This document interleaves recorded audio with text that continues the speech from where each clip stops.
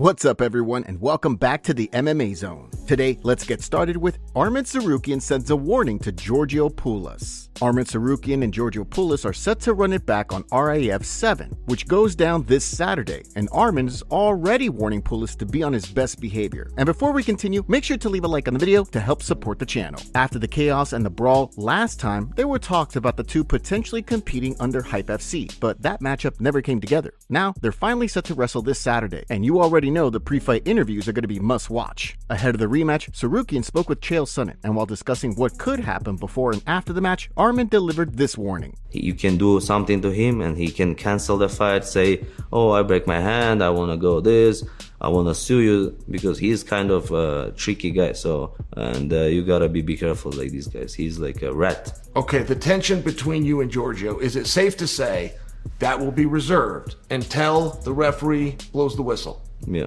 Okay, and when the match is over, do you and Giorgio leave it there? Will you walk out of there and whatever's behind you is behind you? We'll see what happens. Okay. So, okay. Yeah, I never know, but you know, I'm in UFC, and for me, it's bad to fight somebody, somewhere and somebody, especially with wrestlers. They don't know how to fight, so, and I can break his arms, I don't know, like a head, you know. It's dangerous because we know how to use our hands, elbows, kicks, you know. It could be dangerous for him. It'll be interesting to see how these two interact during media events ahead of RAF 7. And yes, whether things go off the rails again either during or after the match. Speaking of influencers, recently Arman ran into Speed, and within moments he was testing the streamer's wrestling game. Well, sort of.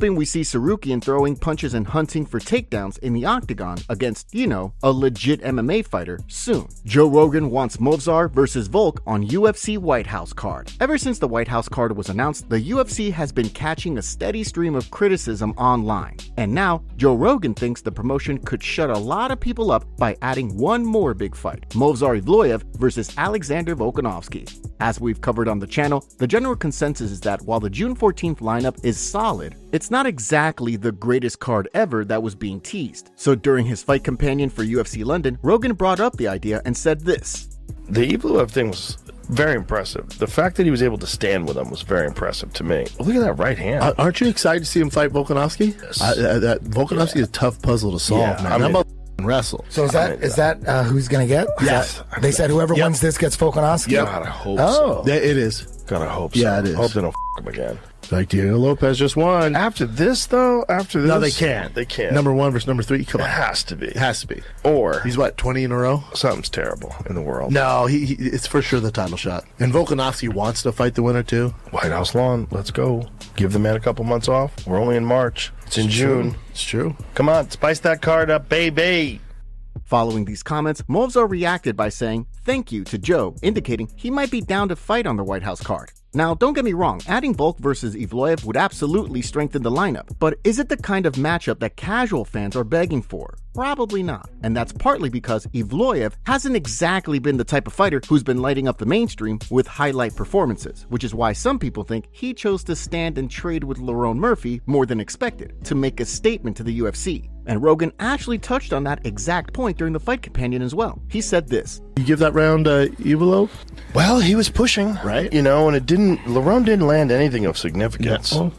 But it's like Evloev only landed a couple of shots. He did land a good body shot. It's a tough one to score. Yeah, real tough. But the pressure that he must be getting to try to finish fights and strike with people. I wonder if those Russians give a At the end of the day, it's not 100% certain that the UFC will tap Evloev as Volkanovski's next opponent, as there's also been speculation that Jean Silva is in the mix as well. But Evloev is doing his part and then some to secure his title shot. As we're on the topic of Movsar, he had a lot of comments after UFC London. For one, he called out Volk, writing, "Took London, coming for Sydney," and then followed it up with a series of tweets. Saturday night, I had so much fun inside the octagon, and I felt absolutely no pressure. It wasn't easy getting there, but once I stepped inside, I felt like a kid in the park.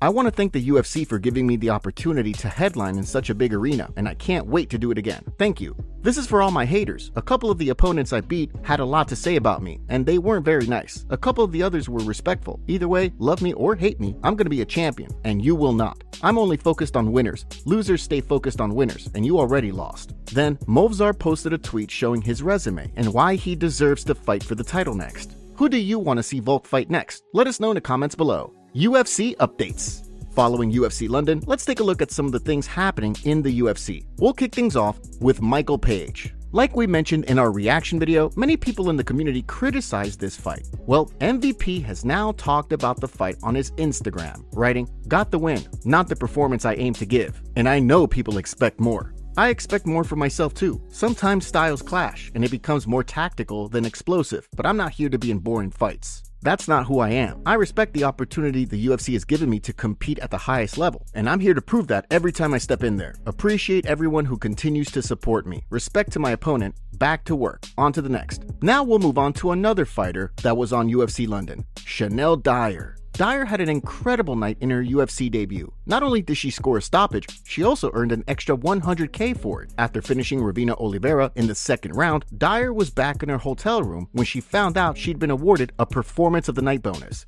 Performance of the Night, Ewo and Dyer, and... Oh my God! Yes! Yes!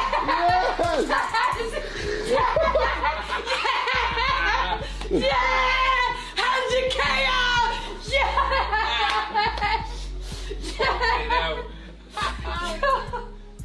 Oh my days! Oh my days, bro!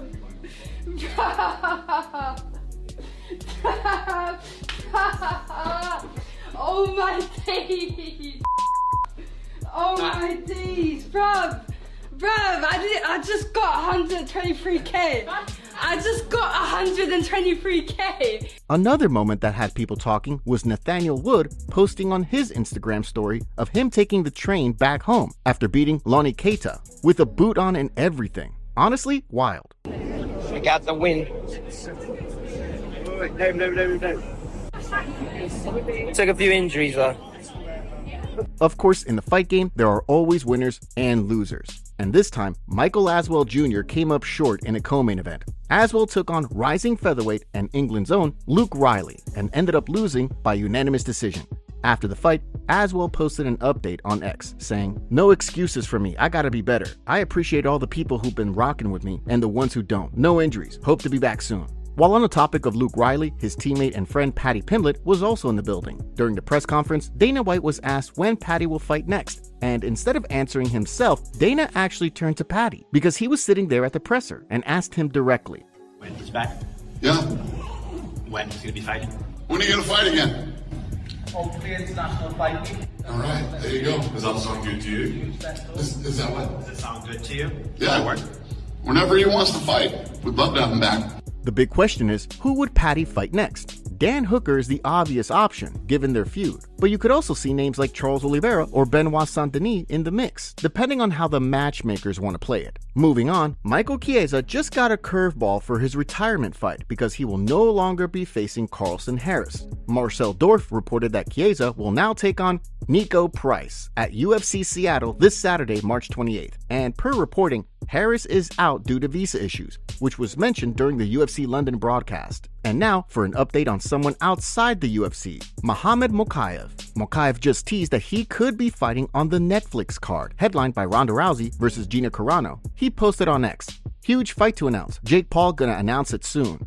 And it sounds like we won't have to wait too long. Jake Paul also tweeted that Tuesday he'll be announcing the rest of the May 16th Netflix card, saying he's finalizing a couple more fights before everything is set. So now the question is, who does Mokaev get matched up with? Drop your prediction in the comments below. Footage of Alex Pereira sparring coach. Alex Pereira continues to sharpen his skills ahead of his June 14 fight with Cyril Gane, but it looks like he's not the only one from his team who could be competing soon. Recently, Pereira's camp posted the following footage, which shows him sparring with his longtime coach, translator, and buddy, Plinio Cruz. If you didn't know, Cruz was an MMA fighter before he transitioned into full-time coaching. Here's the clip.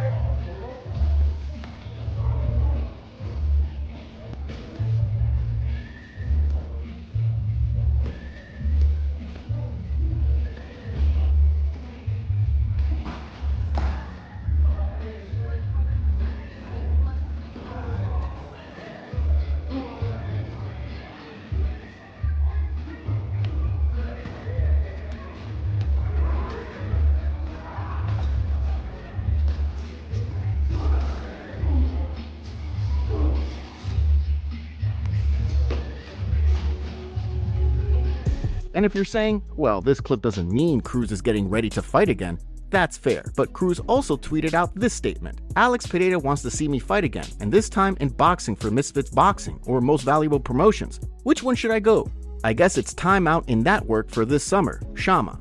Given Cruz's experience and the fact he almost certainly would have Pereira on hand at his fight, chances are he'll have no problem booking a boxing match. Joe Rogan reveals huge Nate Diaz payday. Following the news that Nate Diaz is going to fight Mike Perry at the Rousey-Carano card on Netflix, there's been extensive talk about how much the star is getting paid. After all, Diaz is one of the biggest names in the game not on the UFC roster. Well, according to Joe Rogan, Diaz is going to make some serious cash on May 16th. During the Fight Companion for UFC London, Rogan and Brendan Schaub had this exchange regarding how much MVP is paying Diaz. What did you hear they offered Diaz? The UFC? No. Oh, Netflix? I heard 10 mil. I heard it was more. You probably know. That's wild. That's a lot of money. They're paying boys real money. Now, but the long game, I don't know. I think he could have made that same money versus Conor. If someone could just drag Conor to an Ibogaine Center again, clean that boy up. Conor's down. Conor's fighting the International Fight Week, supposedly. I hope that's true. This is interesting to hear, and also not all that surprising. But would the UFC have agreed to pay Diaz $10 million plus for a trilogy fight with Conor McGregor? And if they're gonna pay Nate Diaz $10 million, then how much does Conor get? Probably out of UFC's budget if they wouldn't give John more than 15. Dana White was also asked about Diaz landing the Netflix fight during the post-fight presser for UFC London, and whether this closes the door on his Octagon return. Here's what Dana had to say. What was your reaction when you found out that he'd signed to the MVP to fight on that card? Nate signed to fight under the Gina Carano-Ronda fight. Have you had a conversation with him about bringing him back to the UFC before that all thing happened? Yeah, he came in and met with me a couple weeks ago. We had a good time, and I think Nate just got an offer he couldn't refuse. I haven't talked to him since then, but yeah, no, I'm happy for him. Does that now rule out him coming back to the UFC now that he's done that? Is he coming back? Is that an issue for him to then come back to the UFC after that? I don't know. I mean, let him do his thing, and then let's see how the fight plays out, and we'll see what happens. So what do you think? Could we still see McGregor-Diaz 3 under the UFC banner at some point? When the Diaz-Perry fight was announced, it certainly seemed like the bout generated a lot of hype. But recently, Khalil Roundtree Jr. outlined why he doesn't care about the fight while appearing on the Jackson podcast. Khalil, what do you think? Mike Perry versus Nate Diaz, how's it going to go down? I think that they were both great fighters, in their careers, but I really don't care to see Mike Perry fight Nate Diaz right now. I'm a double down with you on that. I really don't. I don't like that. Doesn't get me excited. They left us with great memories, but are both of them right now training to be in peak shape to put on, championship level exciting matches? No, they're not prime athletes right now. They left that in the past. So they're big names, but do I want to see that right now? Am I sitting at the edge of my seat to see these two dudes fight? Absolutely not. But cheers to them. Go get the bread, whatever, entertain the people. Do you agree with Khalil here? Or are you pumped to see Diaz and Perry throw hands? The MMA community calls out Islam Makhachev for lying. As we all know by now, Islam vs. Ilya was supposed to headline the White House card, but Islam pulled out last minute due to a hand injury. Well, now, Islam released a video of him training and punching a heavy bag. And his hand looks to be recovering fast. Here's the clip.